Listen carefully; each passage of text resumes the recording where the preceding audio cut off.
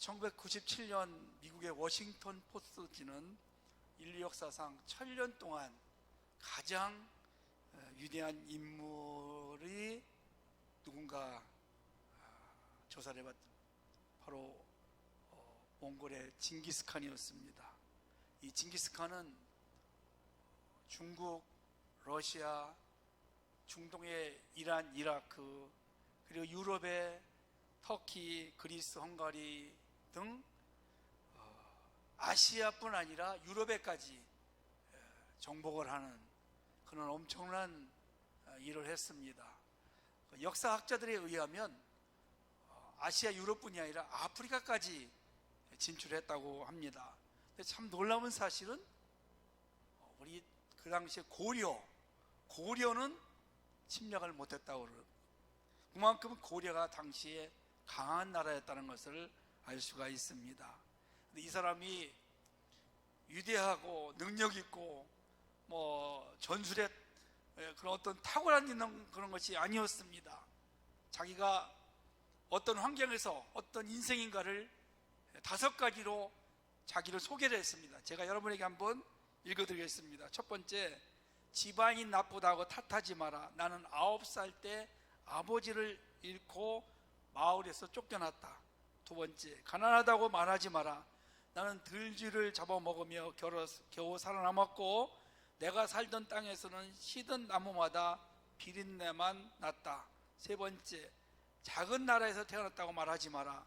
내가 세계를 정복하는 데 동원한 몽골 병사는 적들의 100분의 1 또는 200분의 1에 불과했다. 네 번째, 배운 것이 없다고, 힘이 없다고 탓하지 마라. 나는 내 이름도 제대로 쓸 줄 몰랐고 그래서 남의 말에 귀를 기울이면서 현명해지는 법을 배웠다. 다섯 번째, 너무 막막하다고 그래서 포기하겠다고 말하지 마라. 나는 목에 형틀을 쓰고도 탈출했고 뺨에 화살을 맞고 죽었다가 살아나기도 했다. 사실 이런 사람이 어떻게 그렇게 세계를 정복을 했을까? 참 아이러니컬합니다. 여러분, 이 사람은 누군가를 지배하고 싶어하고 머리가 되고 싶어하는 그러한 욕망들이 다 있습니다. 그래서 지식을 더 가지려고 하고 권력을 가지려고 하고 재물을 가지려고 해서 사람들을 이끌어가고 지배하려고 하는 그런 욕망들이 있습니다. 힘을 가지려고 하는 것이죠. 여러분, 이 세상의 힘을 가지고는요 세상을 정복할 수가 없습니다. 이 징기스칸도 아시아, 유럽, 아프리카까지 정복했지만 불과 200년 만에 결국 망하고 말았습니다. 그런데 우리 주님은 어떤 분이실까요? 지금부터 2000년 전 나사렛에서 목수의 아들로 연약한 모습으로 태어났습니다. 예수 그리스도는 그런데 200년이 아니라 지금 2000년이 지나도 점점 더 번성하고 온 세계에 십자가가 휘날리고 있는 것입니다. 우리 주님은 능력의 주님이십니다. 우리 주님은 권능을 가지신 분이십니다. 얼마나 위대하신 분이십니까? 죽은 자를 살리시기도 하시고 바다의 풍랑도 잔잔하게 하시고, 여러분, 모든 그 불치의 질병도 예수님께서는 단번에 고쳐주시는 그런 권세와 만왕의 그 만병의 대사라가 되십니다. 우리 주님은요 하늘만 다스리는 것이 아닙니다. 땅도 다스리시고 바다도 다스리시고 공중 권세 잡은 자도 다스리시고 악한 귀신들 원수마귀도 우리 주님의 이름 앞에 모든 만물이 이름 앞에 다 무릎 꿇는 것입니다. 할렐루야. 여러분, 예수를 믿는 사람도 마찬가지입니다.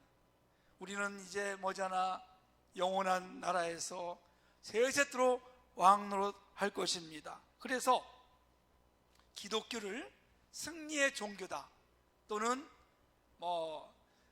기적의 종교다 이렇게 말들을 하고 있습니다. 요한일서 5장 4절에 보니까 대저 하나님께로 난 자마다 세상을 이기느니라. 세상을 이긴 이것은 이기면 이것이니 우리의 믿음이니라.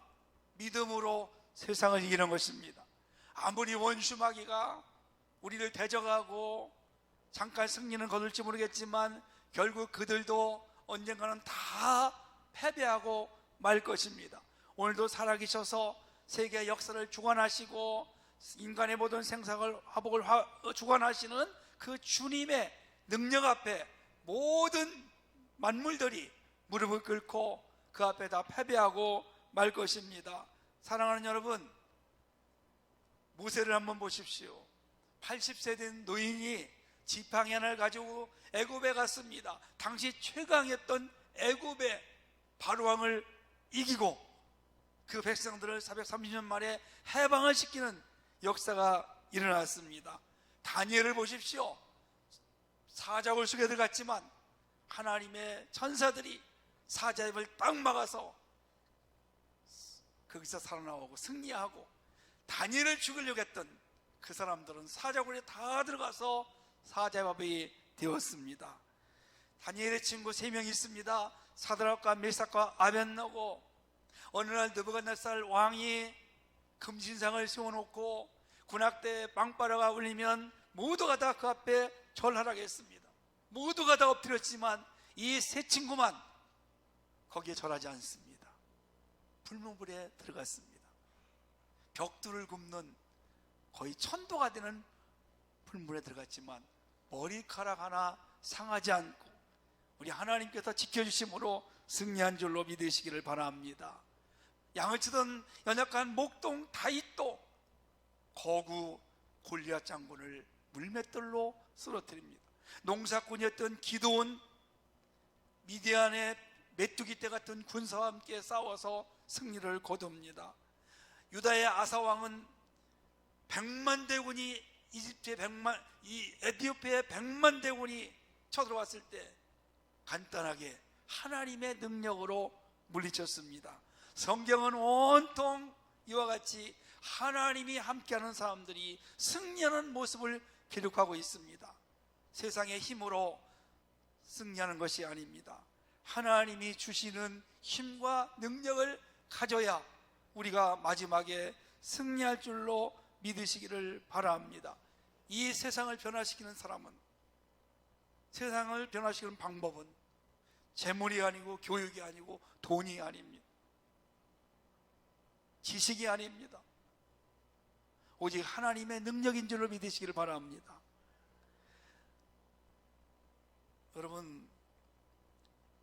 여러분이 받은 선물 중에서 가장 좋은 선물이 무엇입니까? 명품? 자동차? 뭐가 있을까요? 이 세상에서 가장 좋은 선물은 따로 있습니다. 하늘에서 하나님이 주시는 것입니다. 그게 바로 성령인 줄로 믿으시기를 바랍니다.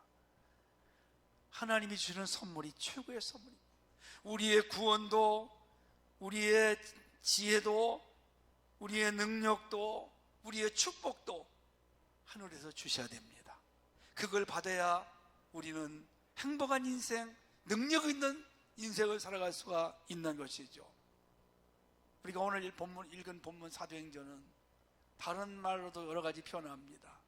기도행전, 교회행전, 능력행전, 성령행전, 이렇게 여러 가지로 표현을 합니다. 이 사도행전에는 사도들이 하늘의 능력을 받아서 수많은 기적을 일으킨 내용을 기록하고 있습니다. 그 사도행전은 그래서 28장이면 끝난 것이 아니라 지금도 계속해서 하늘의 능력을 받은 사람들이 이 세상 가운데 기적을 나타내고 있습니다. 여러분들이 주인공이 되기를 주의 이름으로 축원합니다. 사람의 힘으로 세상을 변화시키고 세상을 지배하는 것이 아닙니다. 여러분, 우리가 잘 아는 베드로를 보십시오. 그는 갈릴리 바닷가에서 고기를 잡던 평범한 어부였습니다. 그 예수님을 만나고 예수님을 3년 동안 따라다닙니다. 큰 소리 빵빵 쳤습니다. 예수님이 배반한다고 할 때 다른 제들은 다 배반해도 나는 끝까지 배반하지 않겠습니다. 예수님이 잡혀가는 걸 보고 작은 여자아이 앞에서 예수님 모른다고 3번이나 부인을 하는 그런 비겁한 자, 다시 자기의 고향으로 가게 되었습니다. 그렇게 비겁하고 나약했던 베드로, 그는 지식적으로도 배운 게 없고 연약한 그런 자였지만 마가다락방에서 주님의 약속을 붙잡고 하늘로부터 성령의 충만함과 능력을 받고 그는 어떤 사람이 되었습니까? 안지매기를 일으켰습니다. 할렐루야. 그가 하나님 말씀을 전할 때마다, 십자가를 전할 때마다 예수님을 죽였던 그 무서운 유대인들, 남자들만 하루에 3,000명 5,000명이 무릎을 꿇고 회개하는 역사가 일어납니다. 그가 지식으로 그렇게 한 것이 아닙니다. 경험을 한 것이 아닙니다. 하늘로부터 능력을 받아서 하나님이 주신 그 능력으로 인해서 복음을 외쳤을 때에 그런 역사가 일어난 줄을 믿으시기를 바랍니다. 사도행전에 또한 중요한 인물 하나 바로 사도 바울입니다. 사도 바울로 인해서 세계 역사가 바뀌었습니다. 유럽이 원래가 해적의 나라, 바이킹, 그런 아주 악한 어두운 나라였습니다. 그런데 바울이 전한 복음으로 인해서 변화가 돼서 세계를 지배하고 세계 문명의 중심이 된 것을 볼 수 있습니다. 그가 어떤 사람이었습니까? 예수님 만나기 전에, 성령 받기 전에 그는 지식적으로 따라갈 수 없는 그런 학문을 가졌습니다. 좋은 가문을 가졌습니다. 로마의 심혈권을 가졌습니다. 권력을 가졌습니다. 그런데 여러분, 예수님을 만나고 그 좋은 세상의 것들을 다 배설물처럼 버렸습니다. 왜? 하늘로부터 좋은 것을, 권능을 받아서 그가 나가서 외치고, 그가 얼마나 놀라운 일들을 행했습니까? 감옥에서 찬송하고 기도할 때 옥터가 움직이고 옥문이 열리고 묶였던 것이 풀어진 역사예요.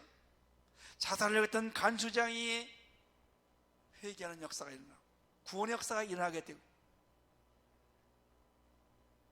수많은 교회를 세웠습니다. 수많은 사람들을 복음으로 변화시켰습니다. 유럽의 문명을 바꿔놓는 그 한 사람을 통해서 역사가 일어나게 된 것입니다. 사랑하는 여러분, 여러분은 무엇을 의지하고 살아가십니까? 누구를 의지하고 살아가십니까? 사람을 의지하고 재물을 의지하다가 얼마나 실망을 많이 당하셨습니까? 얼마나 좌절하셨습니까? 우리는 사람을 의지하는 것이 아니라, 권력을 의지하는 것이 아니라 오늘도 하늘로부터 하나님의 능력과 지혜를 받아서, 권능을 받아서 살아갈 때 우리는 당당하게 살아갈 수가 있음을 믿으시기를 바랍니다. 그래서 우리가 가장 좋은 선물이 뭡니까? 하늘로부터 오는 이 성령입니다. 성령의 선물로 받으셔서 여러분을 통해서 이 시대에 하나님의 살아계신 능력이 나타나기를 주의 이름으로 축원합니다. 8절 말씀을 다시 한번 제가 읽어드리겠습니다. 오직 성령이 너에게 임하시면 너희가 권능을 받고 예루살렘과 온 유대와 사마리아 땅까지 이르러 내 증인이 되리라 하시니라. 우리가 받아야 할 것, 우리가 기대해야 할 것, 우리가 사모할 것, 우리가 꼭 가져야 할 것, 바로 성령의 능력인 줄로 믿으시기를 바랍니다. 그러면 우리가 어떻게 이 하늘로부터 능력을, 성령을 받느냐? 첫째는 저를 한번 따라서 할까요? 주님의 약속을 믿자. 아멘. 주님의 약속을 믿기를 원합니다. 성경은 약속의 책입니다. 창세기부터 요한계시록까지 수만 가지의 하나님의 일방적인 약속이 있습니다. 이 약속을 믿고 믿음으로 구하고 믿음으로 순종하면 틀림없이 하나님이 약속하신 그 약속들을 우리가 이루어지고 그리고 능력 있는 삶을 살아갈 수가 있는 것입니다. 제가 몇 사람을 소개를 하겠습니다. 창세기 12장에 보면 아브라함이 등장합니다. 오늘 하나님이 아브라함을 부르셔가지고 가나안 땅으로 보내면서 아들을 주시겠다. 그때 나이가 75세입니다. 아들을 낳을 수 없어요. 생산할 수 없는 그런 상황이었습니다. 그런데 아브라함은 하나님의 그 말씀 약속을 믿었습니다. 나이가 한 살 한 살 더 먹어가도록 절대 흔들리지 않았습니다. 25년 동안 흔들리지 않았습니다. 100세가 되었을 때 그 하나님의 약속이 성취가 됩니다. 이삭을 하나님이 주셨어요. 그 아들을 통해서 하늘의 별같이 바다의 모래같이 많은 자손을 있게 하리. 오늘날 여러분 세계를 보십시오. 수많은 믿음의 자손들이 거주하고 있습니다. 또 여러분 모세를 보십시오. 모세에게 하나님이 무슨 약속했습니까? 가나안 땅을 너에게 주시겠다. 그때 성취가 되었습니다. 다윗에게는 어떤 약속을 하셨을까요? 내 나라가 든든하리라. 지금 그렇게 되었습니다. 이사야 선지자를 통해서 어떤 약속을 주셨습니까? 새 일을 행하리라. 요엘 선지자를 통해서 어떤 약속을 주셨습니까? 모든 만민에게 여호와의 신을 부어주시겠다. 할렐루야. 구약시대는요 하나님의 이 영이, 성령이 특별한 사람에게만 임했습니다. 왕이나 선지자나 제사장만 임했는데, 신약에 오늘날 누구든지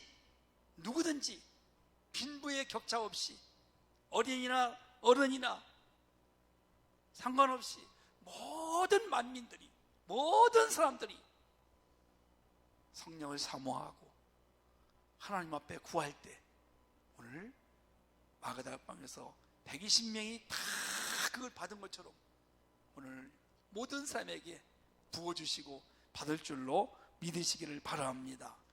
신약에서는 또 어떤 약속들이 있을까요?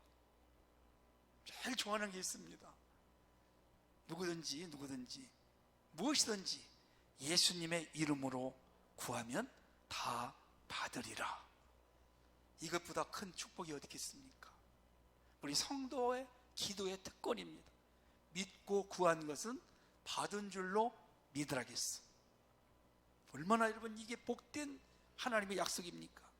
우리 주님이 승천하시면서 약속하셨어요. 거기 한 500명이 있는데 너희가 본 그대로 내가 다시 오리라 하면서 내가 너에게 성령을 보내주시겠다. 예수님이 올라가시고 성령님이 오셨어요. 성령이 오셨네. 다시 오시겠다고 하셨습니다. 이제 곧 주님 다시 오십니다. 수많은 약속이 다 성취가 되었습니다. 한 가지 남았다면 주님 다시 오시는 거, 아마 그것도 틀림없이 이제 이루어질 줄로 믿으시기를 바랍니다. 그래서 성경은 온통 약속이에요. 그 약속을 얼마나 내가 믿고 믿음으로 살아가느냐, 순종하며 살아가느냐에 따라서 그 약속이 성취되기도 하고 안 되기도 하는 것입니다. 여러분은 얼마나 성경을 믿으십니까? 여러분 성경을 100% 믿고 믿음대로 살아가시기를 주의 이름으로 축원합니다. 반드시 약속하신 대로 이룰 줄로 믿습니다. 두 번째는 그래서 오늘 제자들이요 그 약속을 붙잡고 열흘 동안 기도를 합니다. 주님이 성령을 보내주시겠다, 충만함을 주시겠다. 열흘 동안 기도한 결과 약속을 믿고 열흘 동안 기도한 그 사람들은 마가다락방에서 다 성령의 충만함을 받았습니다. 아멘. 두 번째는요, 은혜의 자리에 있어야 합니다. 저를 한번 따라서 할까요? 은혜의 자리를 떠나지 말자. 4절 말씀입니다. 사도와 함께 모이다 그들에게 분부하여 예루살렘을 떠나지 말고. 은혜의 자리가 예루살렘입니다.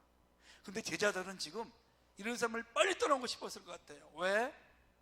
예수님 십자가에서 죽으시고 부활하셨어요. 지금 유대 종교 지도자들이 살기가 등등합니다. 예수 믿는 사람들 다 핍박하고 지금 죽이려고 하는 그런 상태에 있습니다. 누가 거기 있고 싶어 하겠어요? 그래서 제자들 위에는 다 떠났어요. 다 피신했어요. 그런데도 불구하고 제자들은 주님 말씀을 믿고 떠나지 않습니다. 아마 마가다락 방에 120명이 모였을 때야 처음에는 소리 없이 소리 나가지 않도록 어쩌면 기도했을지 몰라요. 근데 기도하다 보니까 성령이 막 충만해지고 은혜가 충만해지니까 죽으면 죽으리라 이런 담대한 믿음이 있어서 아마 120명이 뜨겁게 부르짖지 않았을까. 그때 열흘 만에 성령께서 충만함으로 역사하셨습니다. 여러분, 예루살렘이 왜 중요합니까? 예루살렘이라는 뜻은 평화의 터전이라는 뜻입니다. 아브라함이 이삭을 믿음으로 하나님께 모리아산에 번제물을 드린 곳이 예루살렘입니다. 그리고 그곳에 하나님의 성전이, 솔로몬 성전이 처음 세워집니다. 그리고 예수님이 십자가의 순환을 당하시고 부활하신 곳이 바로 예루살렘입니다. 그리고 모든 성도의 앞으로 영원한 처소가 될 새 예루살렘의 모형이 바로 오늘 그 예루살렘입니다. 그래서 그 자리가 어떤 자리냐? 은혜의 자리, 하늘문이 열리는 자리, 주님을 만나는 자리, 능력을 받는 자리, 축복을 받는 자리가 바로 예루살렘입니다. 오늘날 예루살렘은 어떨까요?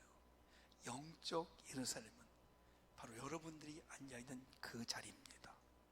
아멘. 하나님은 교회를 통해서 하늘의 능력 주시기를 원하십니다. 하나님은 교회를 통해서 축복 주시기를 원하십니다. 하나님은 교회를 통해서 구원의 역사를 이루시기를 원합니다. 하나님은 교회를 통해서 하나님의 역사를 이루기를, 뜻을 이루기를 원하고 계십니다. 그래서 사랑하는 여러분, 어떤 어려움이 오고 어떤 시험이 오고 어떤 유혹이 와도 여러분이 앉은 그 자리를 떠나지 않기를 주님의 이름으로 축원합니다. 물고기가 물을 떠나면 어떻게 되겠습니까? 나무가 땅에서 뽑혀서 떠나는 것은 어떻게 되겠습니까? 우리 그리스도인들이 은혜의 자리, 축복의 자리, 여러분이 앉은 그 자리 절대 떠나지 않고 그 자리에서 하나님을 만나시고 하나님 앞에 간구하심으로 마가다락방에 있었던 그 놀라운 성령의 역사가 여러분의 삶의 날마다 넘쳐나시기를 주의 이름으로 축원합니다. 세 번째는요, 모이기에 힘써 기도해야 됩니다. 한번 따라서 할까요? 모이기에 힘쓰자, 기도에 전념하자. 14절 말씀입니다. 14절 말씀 보니까 여자들과 예수의 어머니 마리아와 예수의 아들과 더불어 마음을 같이 오로지 기도에 힘쓰더라. 아멘. 지금 성령 받기 위해서, 하늘의 능력을 받기 위해서 다양한 사람들이 모여 있습니다. 사도와 성도, 또 남자, 여자, 아이, 어른, 모든 다양한 사람들이 모여 있습니다. 여러분, 강원도 산골에 가면, 산속에 가면 가스가 들어오지 않아가지고 장작을 펴는 데가 많이 있습니다. 그 장작을 펴보셨나요? 장작을 한 개만 놓으면은 불이 참 약합니다. 그런데 마른 장작을 2개, 3개, 4개, 5개 이렇게 놓으면 장작에 불이 확 타오르고 화력이 엄청나게 씁니다. 그렇습니다. 우리가 혼자 기도하는 것도 필요해요. 골방에서 혼자 기도할 수 있어요. 그러나 합심해서 기도할 때, 모여 기도할 때, 모일 때 역사가 일어납니다. 아멘. 두세 사람이 모인 곳에, 주님의 이름으로 모인 곳엔 나도 그들 중에 있느니라 그랬어요. 2명 이상이 모여서 예배를 드리고 기도하고 교제하고 또 섬기고 일을 할 때 주님이 그곳에 임재하시는 것입니다. 신앙생활은 절대 혼자 하는 것이 아닙니다. 싱글이 아닙니다. 신앙생활은 더불어서 하는 것입니다. 더불어서 모여서 하는 것. 모이는 곳에 역사가 일어납니다. 모일 때 하나님의 기적과 능력이 많이 나타나는 것을 볼 수 있습니다. 기도에 전혀 힘썼습니다. 여러분, 이들이 어떻게 기도했을 것 같으세요? 오직 한 가지 목적이었습니다. 120명이 각자 개인적인 기도, 어떤 개인적인 소원을 구한 것이 아니라 하나, 오직 하나, 성령 받기 위해서 약속을 믿고 성령의 권능을 받기 위해서 기도했습니다.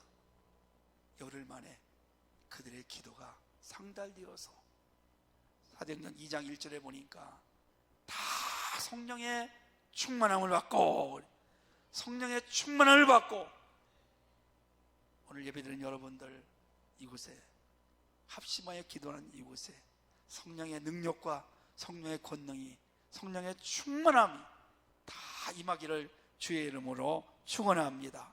성령 받으면요 가슴이 뜨거워집니다. 입에서 감사가 나옵니다. 찬양이 나옵니다. 얼굴이 환해집니다. 성령 받으면 악한 영, 불안과 염려, 걱정이 떠나갑니다. 성령 받으면 리더십이 생깁니다. 성령 받으면 지도자가 됩니다. 성령 받으면 범사가 잘 됩니다. 천사가 따라다니면서 도와줍니다. 성령 받으면 아무도 대적할 수가 없습니다. 승리할 수 있습니다. 사랑하는 성도 여러분, 좋은 선물 중에 가장 좋은 선물은 바로 성령입니다. 그 성령 받으면 물질이 따라옵니다. 성령 받으면 머리가 됩니다. 성령 받으면 사람을 변화시킬 수 있습니다. 성령 받으면 교회가 붕이 됩니다. 수많은 구원의 역사가 일어납니다. 우리 사랑하는 모든 성도님들이 하늘로부터 이 성령의 능력을 받아서 세상을 변화시키고, 여러분의 가정을 변화시키고, 여러분의 앞날에 하나님의 놀라우신 역사와 기적이 날마다 충만하시기를 주의 이름으로 축원합니다.